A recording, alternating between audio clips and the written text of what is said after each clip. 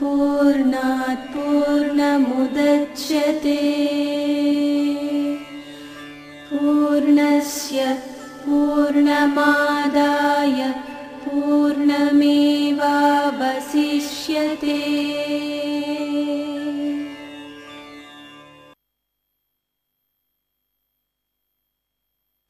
మత్తపరితరం నాన్యత్ కించిదస్తి Dhananjaya my సర్వమిదం ప్రోతం సూత్రే మణిగణా ఇవ. నాకన్నా భిన్నమైనటువంటిది ఏది లేదు. జగత్తంతా కూడా నేను ఆవరించి ఉన్నాను. కించిత్ కూడా నాకంటే అన్యమైనటువంటిది ఏదీ లేదు.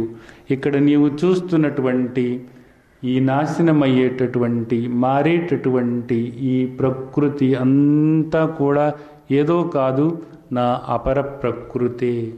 ఈ అపర ప్రకృతి అంతా కూడా పరాప్రకృతి స్వరూపుడనైనటువంటి పరమేశ్వరుడనైనటువంటి నా మీదే ఆధారపడి ఇదంతా కూడా వ్యక్తమవుతుంది. అవ్యక్త స్వరూపుడనైనటువంటి నా నుండే నా శక్తితో ఈ అపర ప్రకృతి ఈ విధంగా వ్యక్తమవుతుంది.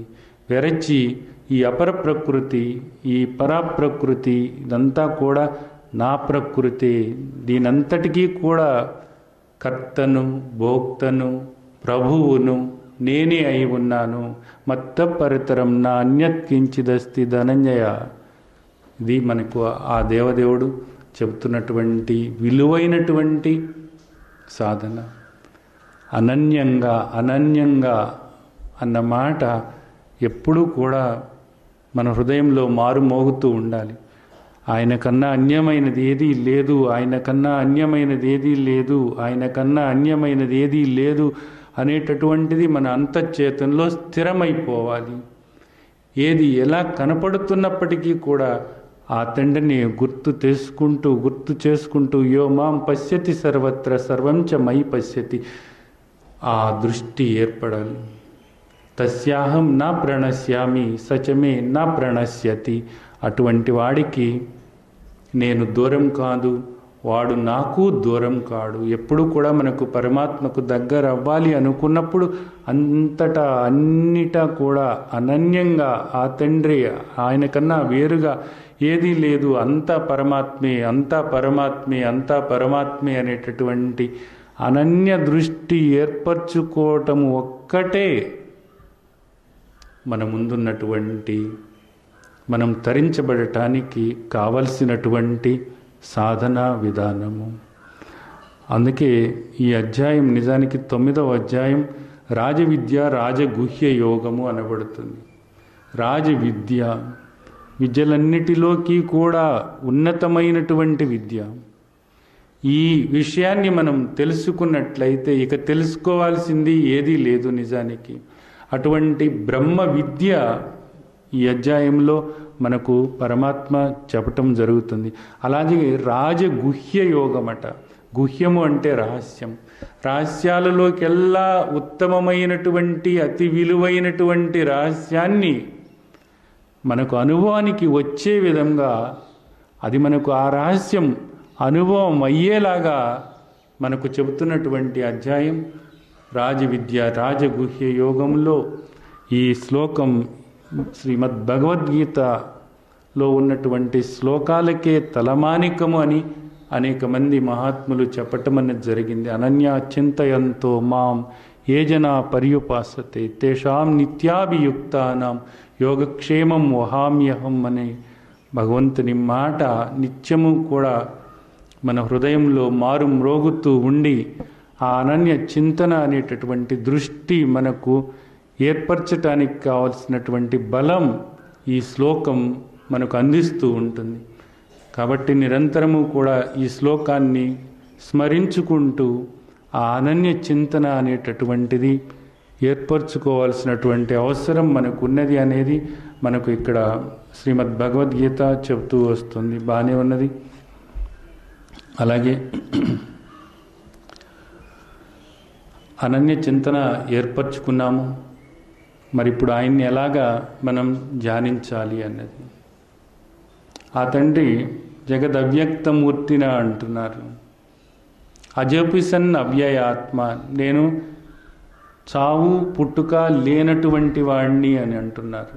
చావు పుట్టుక లేనటువంటి వాణ్ణి, జగత్తంతా కూడా ఆవరించి ఉన్నటువంటి వాణ్ణి, జగద్ అవ్యక్తమూర్తిన, అవ్యక్తంగా ఉన్నారట ఆయన. ప్రతి దానిలోనూ కూడా ఉన్నారు, ప్రతి అణువులోనూ కూడా ఆ తండ్రి ఉన్నారు.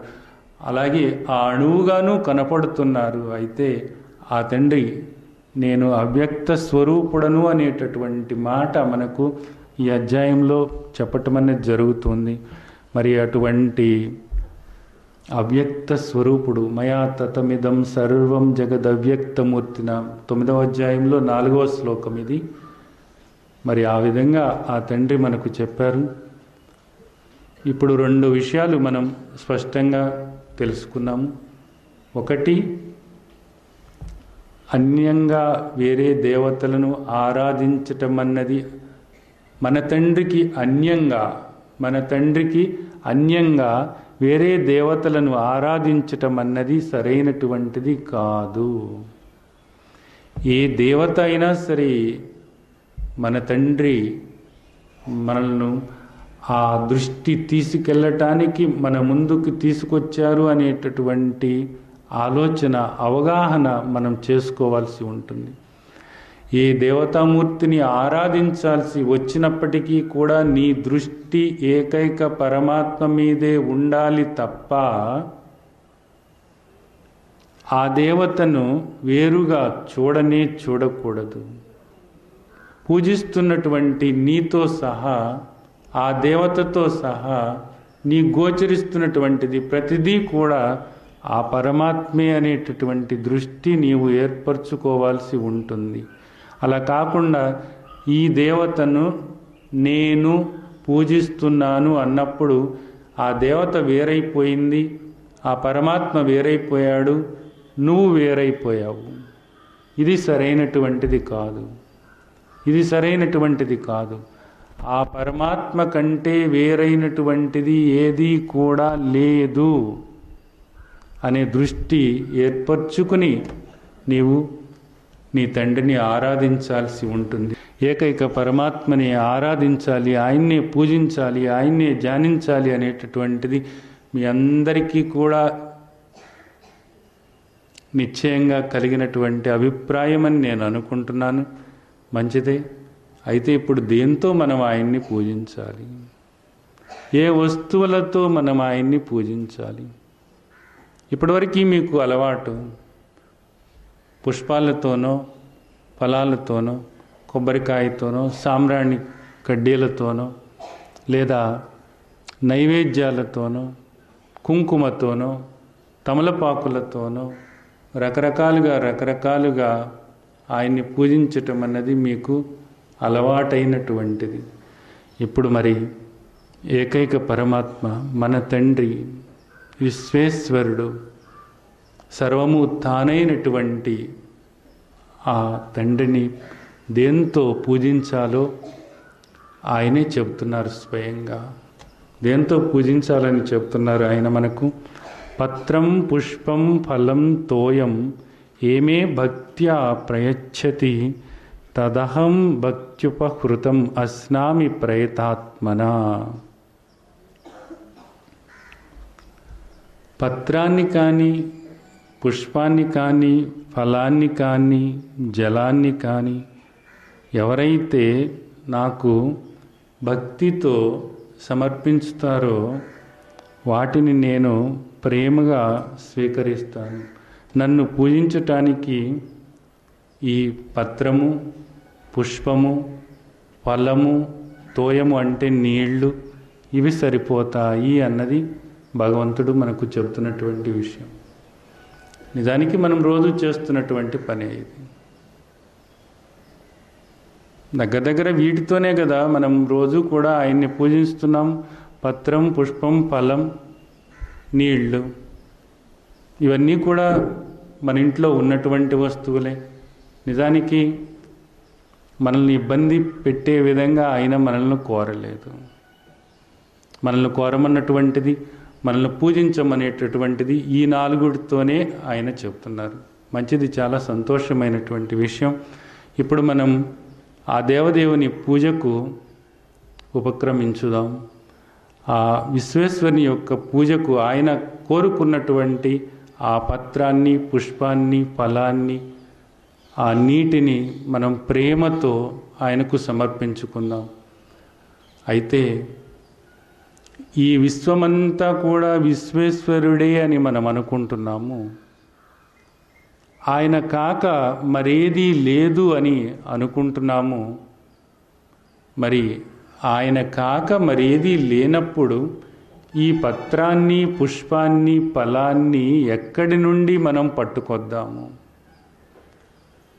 పత్రము, పుష్పము, ఫలము మీకు తెలుసు ఒక వృక్షానికి ఉంటాయి. ఆ వృక్షము ఆయనకు అన్యంగా ఉందా అన్నది, ఆ ఫలము ఆయనకు అన్యంగా వేరుగా ఉందా అన్నది, ఆ ఫలము ఆయన కాదా అన్నది, ఆ ఫలము ఈ సృష్టిలో భాగము కాదా అన్నది, ఆ పత్రము, ఆ పుష్పము, ఆ ఫలము, ఆ వృక్షము, ఆ నీరు ఇవన్నీ కూడా ఆయనకు వేరుగా ఉన్నాయా అన్నది, ఆయన దేహంలోని భాగాలు కాదా అన్నది. విశ్వమంతా కూడా విశ్వేశ్వరుని యొక్క దేహమే అనుకున్నప్పుడు ఆ విశ్వంలోని భాగాలమే మనమందరము అనుకున్నప్పుడు ఈ చరాచర సృష్టి అంతా కూడా మనకు కనిపించేటటువంటిది ప్రతిదీ కూడా నాతో సహా అంతా కూడా విశ్వేశ్వరుడే అని మనం అనుకున్నప్పుడు మరి ఆ వృక్షము ఆ విశ్వేశ్వరుని దేహంలోని భాగమా కాదా అన్నది మనం ఆలోచించాలి. మనం ఆ వృక్షం దగ్గరకు వెళుతున్నాము, ఒక ఆకు కోసుకోవటానికే వెళుతున్నాము. ఆ వృక్షం ఏమంటుంది? ఎందుకు నా ఆకు కోస్తున్నావు అని అడుగుతుంది. దేవదేవునికి సమర్పించుకోవటానికి అనన్యంగా ఆయన చింతన చేయమన్నారు నన్ను. ఆయన్ని పూజించటం కోసం, దేవదేవుని యొక్క పూజకు నీ పత్రాన్ని నేను కోసుకెళ్తున్నాను, నీ పుష్పాన్ని నేను కోసుకెళ్తున్నాను, నీ ఫలాన్ని నేను కోసుకెళ్తున్నాను అని ఆ వృక్షానికి మనం చెప్తే ఆ వృక్షం ఏమనవచ్చు మనల్ని? ఎంత పిచ్చివాళ్ళలాగా ఉన్నారు మీరు! నేను దేవదేవుని భాగాన్ని కాదా? ఈ సృష్టిలో సృష్టికర్త యొక్క భాగాలే ఈ విశ్వమంతా కూడా అని అనుకుంటున్నావు కదా. ఆ దేవదేవుడు మన తండ్రి అలాగే నీకు చెప్పాడు కదా. అనన్యంగా నన్ను చింతన చెయ్యమని మన తండ్రి నీకు తెలియచేశాడు కదా. ఆయన బోధ శ్రీమద్ భగవద్గీతలో 9వ అధ్యాయంలో ఆ తండ్రి నీకు తెలియచేశాడు కదా. అది నీవు అర్థం చేసుకోలేదా అని ఆ వృక్షం మనల్ని అడుగుతుంది. ఏమి సమాధానం ఆ వృక్షానికి మనం చెప్పాలి? ఇప్పుడు ఏ సమాధానం చెప్పాలి? నేను మనిషిని కదా, నేను మాట్లాడగలుగుతాను కదా, నువ్వు మాట్లాడలేవు కదా, అందుకని నీ భాగాన్ని నేను కోసుకెళ్తాను అని చెప్తామా?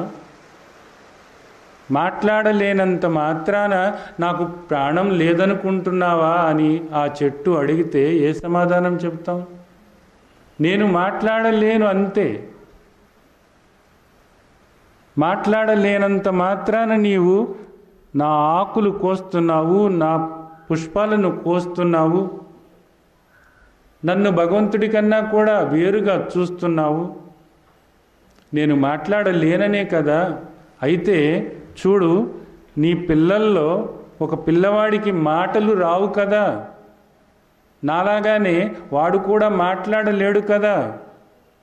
నేను మాట్లాడలేననే కదా నీవు నన్ను వంచి ఇలా తుంచి తుంచి తుంచి తుంచి నా ఆకులన్నీ కూడా చూడు నేను ఏ విధంగా స్రవిస్తున్నాను, ఏ విధంగా నేను బాధపడుతున్నాను, నా బాధను వ్యక్తం చేసుకోలేననే కదా నీవు నన్ను ఈ విధంగా కూడా నా ఆకులన్నీ తుంచి నీవు పూజ చేస్తున్నాను అనుకుంటున్నావు.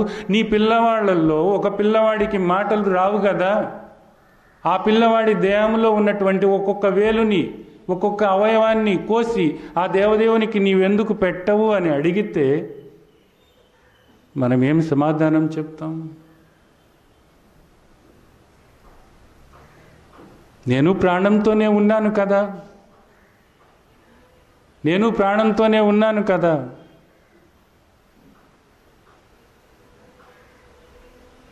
అయినా నీ పుష్పాలు రాలిపోతాయి కదా, నీ ఆకులు రాలిపోతాయి కదా, అందుకని రేపటికి రాలిపోయే పుష్పమే కదా అని నేను కోస్తున్నాను అని చెప్తాం.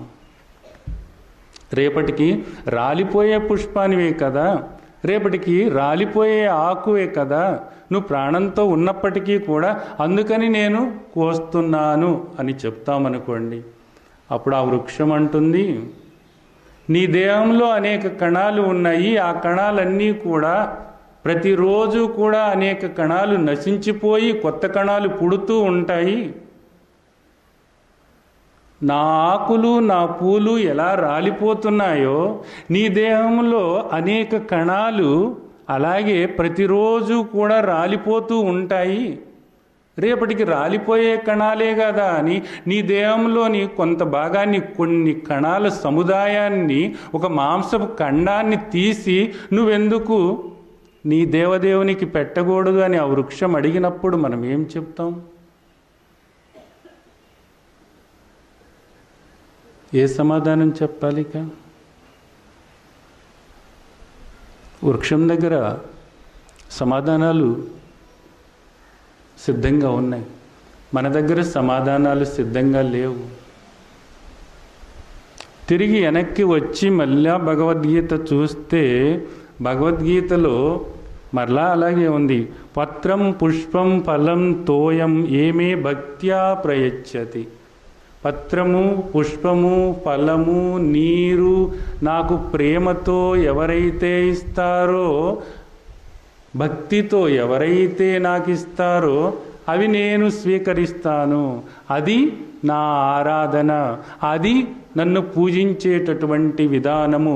దేవదేవుడినైనటువంటి నా పూజకు కావలసినటువంటి వస్తువులు 4. నీ నైవేద్యాలు నాకు అవసరం లేదు, నీవు మిగతా సమర్పించేటటువంటిది ఏది కూడా నాకు అవసరం లేదు. నేను కోరుకుంటున్నటువంటివి నీకు తేలిగ్గా లభించేటటువంటివి, అతి సులువుగా లభించేటటువంటివి 4. పత్రం, పుష్పం, ఫలం, తోయం. ఈ 4 దేవదేవుని పూజకు మనం సమర్పించాల్సినటువంటి వస్తువులు 4. ఈ 4 వస్తువులతోనే మనం దేవదేవుని యొక్క పూజ చేయాల్సి ఉంటుంది.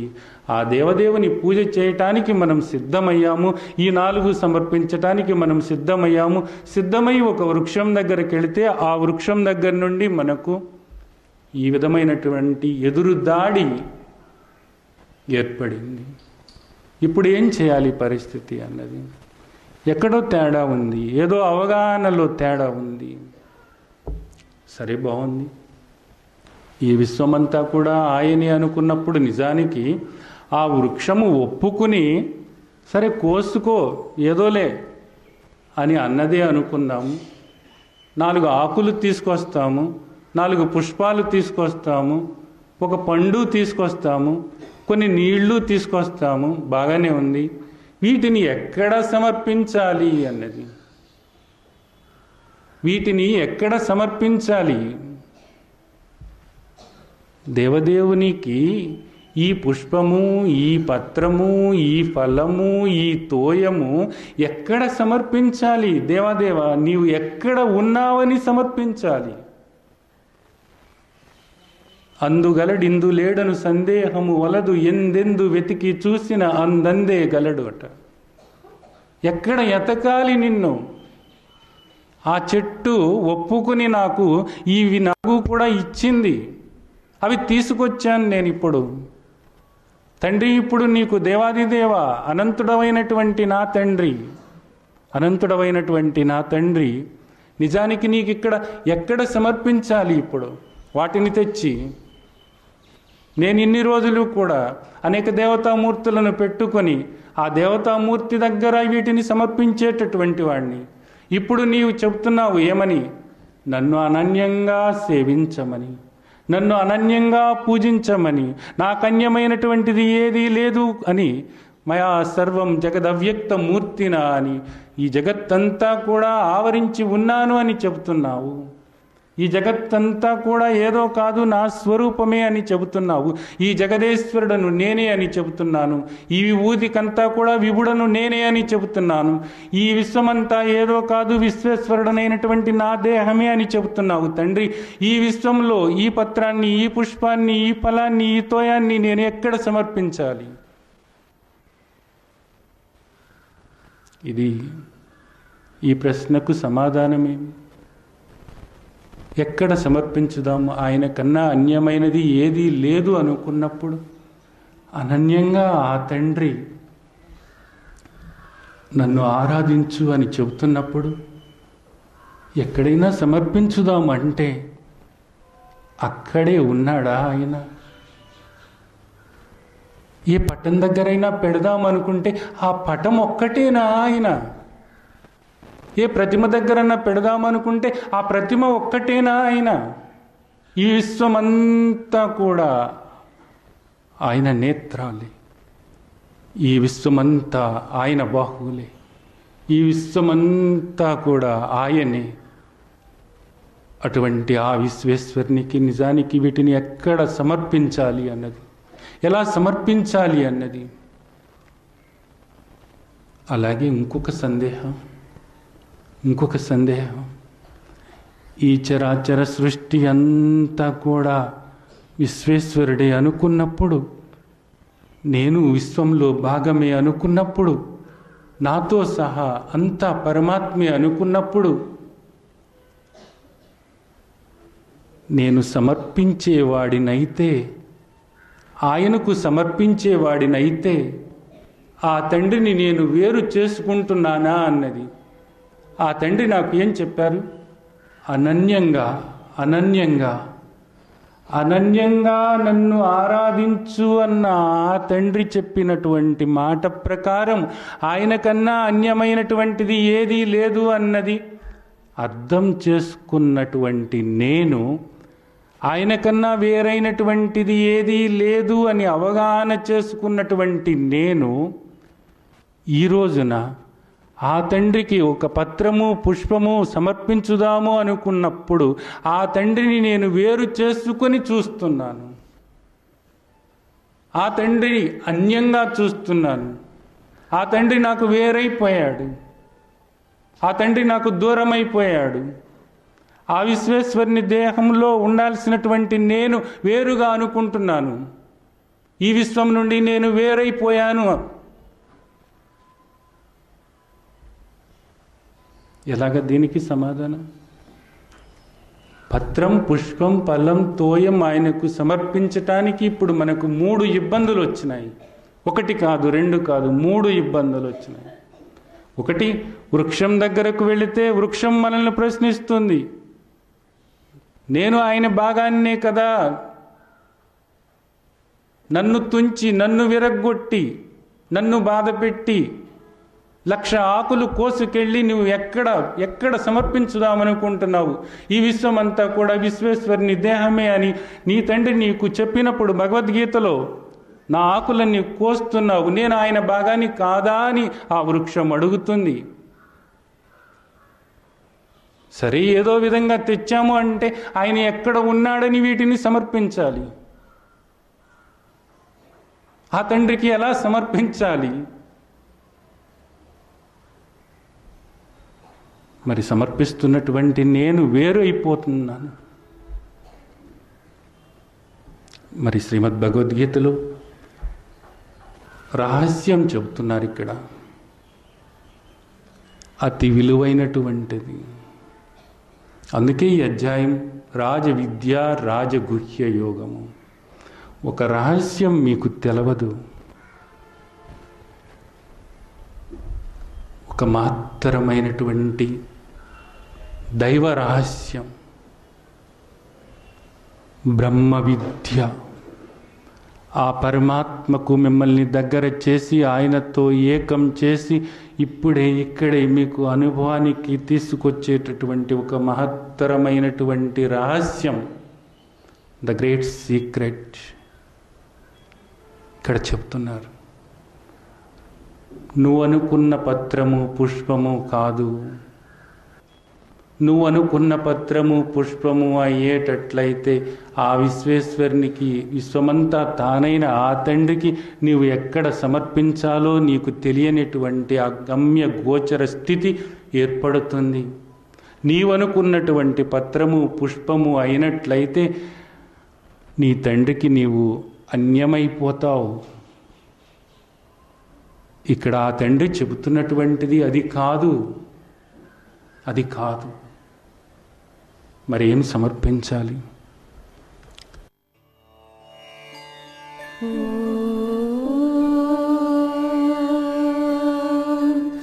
పూర్ణమద పూర్ణమిదం పూర్ణాత్ పూర్ణముదచ్యతే పూర్ణస్య పూర్ణమాదాయ పూర్ణమేవావశిష్యతే.